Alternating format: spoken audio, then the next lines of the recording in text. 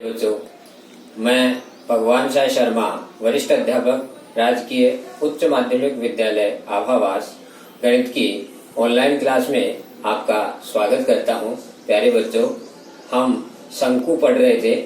शंकु से संबंधित आज एक और नई समस्या लेते हैं। उसमें हमें पीछे का बेलन भी काम आएगा। प्रश्न है, एक शंकु के आकार के बर्तन की त्रिज्या 10 सेमी तथा ऊंचाई 18 है। एक शंकु के आकार, शंकु जो कल मैंने आपको समझाया, इस प्रकार का शंकु होता है। सोपटी जो आप खाते हो, कौन भी अपन बोलते हैं उसको अंग्रेजी में, तो ये जो आपका शंकु है और इस शंकु की हमें त्रिज्या दी है 10। त्रिज्या आपको समझा दिया था कल। ये वृत्तीय भाग की इस सेंटर से लेकर के और इस परिधि तक की ये दूरी है, ये त्रिज्या है 10 और ऊंचाई दी है 18। ये 18 है। प्यारे बच्चों, शंकु पानी से पूरा भरा हुआ है। अब कह रहा है यह पानी से पूरा भरा हुआ है। इसे 5 सेमी त्रिज्या के एक बेलनाकार बर्तन में उडेला जाता है। इस शंकु के पानी को बेलन में डाल रहे हैं। ये जो शंकु है, इसके पानी को किसमें उडेल रहे हैं अपन? इसको इस बेलन में डाल रहे हैं। इस बेलन में हमने इसमें डाल दिया और पानी इसमें इस प्रकार से आ गया। प्यारे बच्चों, अब हमसे क्या पूछ रहा है?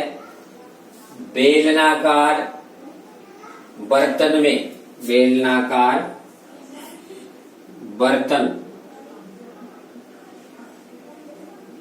बेलनाकार बर्तन में पानी की ऊंचाई ज्ञात करो। हमें इस पानी की ऊंचाई ज्ञात करनी है। समझ गए प्यारे बच्चों? पानी से भरा हुआ शंकु है जिसकी त्रिज्या दी है हमारे को। हमारे पास दो बर्तन है, एक तो शंकु के आकार का है और एक बेलन के आकार है। तो हमें शंकु की त्रिज्या, शंकु की त्रिज्या R बराबर दिया हुआ है, शंकु की त्रिज्या 10 से। प्यारे बच्चों, हमें शंकु की ऊंचाई, शंकु की ऊंचाई h बराबर दिया हुआ है।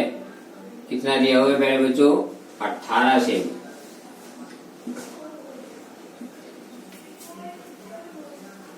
इस शंकु के पानी को हमने बेलन में डाल दिया और बेलन की ऊंचाई निकाली। सीधी सी बात है, पानी हमने इसमें से इसमें डाला है तो इस पानी का आयतन और इस पानी का आयतन बराबर ही तो होगा। क्लियर है ना प्यारे बच्चों? तो हम पहले इसका आयतन निकाल लेते हैं। ये पूरा भरा हुआ है, इसलिए शंकु का आयतन, क्योंकि जो शंकु का आयतन होगा वही उसमें पूरे भरे हुए पानी का आयतन होगा। तो शंकु का आयतन, मैंने आपको बताया था शंकु का आयतन का सूत्र क्या होता है? शाबाश, 1/3 पाई r स्क्वायर h। देखो 1/3 गुणा पाई की जगह पाई रख लेते हैं एक बार, और r यानी त्रिज्या कितनी है? 10, स्क्वायर है इसलिए 2 बार लिख दिया। ऊंचाई h कितनी दी हुई है? ऊंचाई h 18। Very good. देखो 3 से इसको काट दिया तो 6 बार कट गया। प्यारे बच्चों, 6 को 10 से गुणा किया तो क्या आया प्यारे बच्चों? 400 पाई। हमारे पास 400 पाई घन सेमी, घन सेमी ये आयतन आ गया। शंकु का आयतन आ गया। शंकु पूरा पानी से भरा हुआ है, इसलिए पानी का आयतन आ गया। अब हमने इसी पानी को बेलन में डाला। अब बात करते हैं, तो बेलन में जो पानी है वो आयतन इसके बराबर होना चाहिए। तो बेलन का आयतन, बेलन में पानी का आयतन, बेलन में पानी का आयतन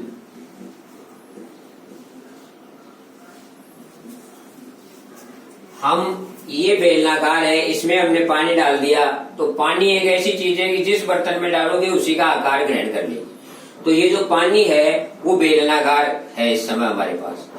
इसमें हमें त्रिज्या दी है 5, ऊंचाई हमें पता नहीं है। तो हम इसका जो आयतन निकालेंगे वो बेलन के आयतन के अनुसार पाई आर स्क्वायर एच होगा कि नहीं प्यारे बच्चों। और बेलन में पानी का आयतन पाई आर स्क्वायर एच इसके बराबर होगा, इसलिए हम पाई आर स्क्वायर एच बराबर 400 पाई। हमें इसकी ऊंचाई निकालनी है एच, तो एच निकालने के लिए हमने 400 पाई में भाग दे दिया, दो चीजें बची हुई हैं उनको इधर भाग में ले दिया, पाई आर स्क्वायर। ठीक है प्यारे बच्चों, देखो 400 और पाई और बटा पाई और गुणा आर स्क्वायर। आर क्या है प्यारे बच्चों? त्रिज्या। कितनी दी हुई है प्यारे बच्चों? हमें बेलन की त्रिज्या कितनी दी है? 5। देखो 5 सेमी त्रिज्या की बेलनाकार बर्तन में उडेला जाता है। इस पानी को हमने बेलन में उडेल दिया, उसकी त्रिज्या 5 है, तो हम यहाँ आर की जगह 5 लिख लेंगे। स्क्वायर है इसलिए 2 बार लिख दिया। देखो प्यारे बच्चों, पाई से तो पाई कट गया और 5 से हमने इसको काटा, तो 5 का इसमें भाग दिया तो कितना हुआ? 12 पंजू 60 बिंदु। फिर 5 का भाग दे दिया तो 5 दूनी 10, 2 बच गए 20, 5 चौका 20। प्यारे बच्चों कितना आया? 24 सेमी। सेमी में इसलिए सेमी आ गया, 24 सेमी। ये जो ऊंचाई हुई वो कितनी हुई? 24 सेमी। यानी हमने इसको शंकु के पानी को बेलन में डाल दिया। हमसे ये पूछा कि इसकी ऊंचाई बताओ, तो हमने इसको बेलन के आयतन के हिसाब से इसकी ऊंचाई निकाल दी। तो ये हमारा इस बेलन में पानी की ऊंचाई आ गई इतनी 24 सेमी। समझ में आ गया होगा प्यारे बच्चों।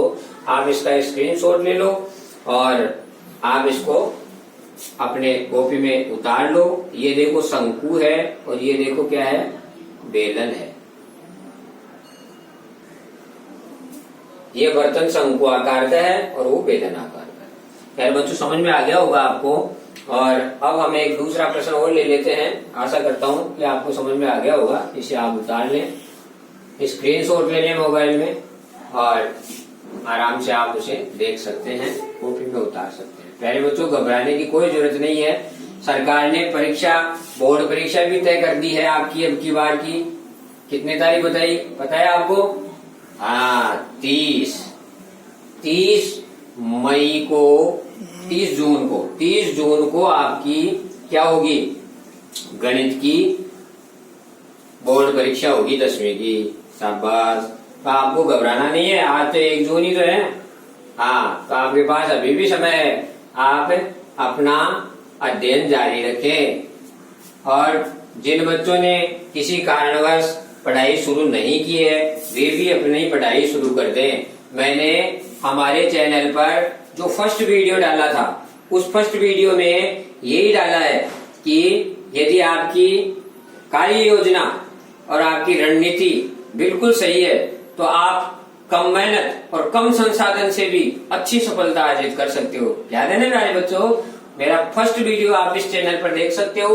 उसमें आपको सारा अंक विभाजन दिया हुआ है, किस प्रश्नावली में से कितने नंबर के प्रश्न आएंगे और प्रश्न में यथासंभव वो किस क्रमांक पर मिलेंगे आपको पेपर में, ये भी उसमें बताया हुआ है। एक बार पुनः देख लेना आप, तो आपको बहुत काम आएगा फर्स्ट वीडियो।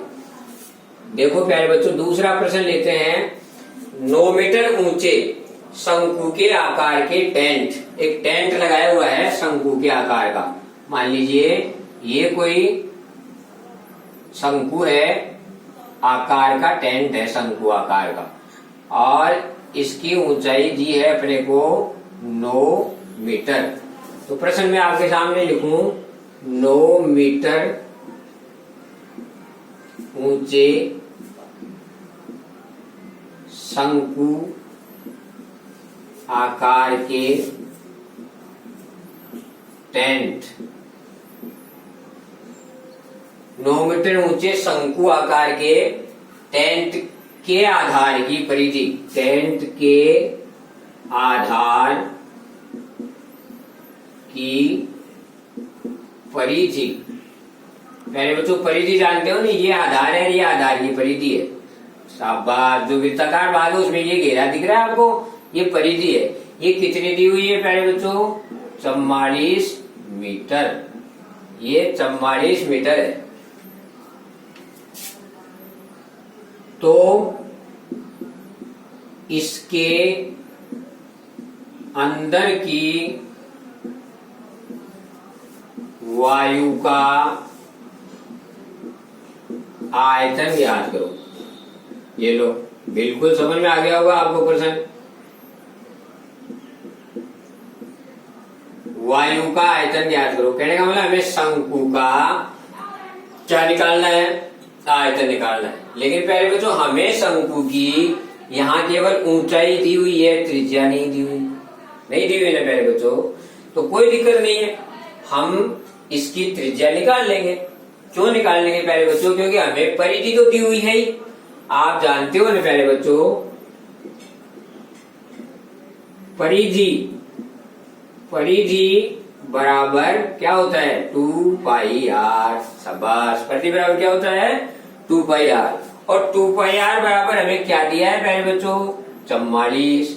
इसलिए यहाँ हम आर निकाल लेंगे, आर बराबर 44 बटा 2 पाई। शाबाश, तो यहाँ हम इसको ऐसे लिख सकते हैं ना प्यारे बच्चों, 44 बटा 2 गुणा पाई का मान 22 बटा 7। प्यारे बच्चों 44, ये 7 उलट के ऊपर पहुंच गया, बटा 2 गुणा 22। देखो प्यारे बच्चों ये 44 तो इस 22 दोनों 44 से कैंसिल हो गए ना प्यारे बच्चों, 2 और 22 दोनों 44, ऊपर भी 44 कैंसिल हो गए, 7 आ गया। आर का मान कितना है प्यारे बच्चों, 7। आर का मान 7 आ गया प्यारे बच्चों।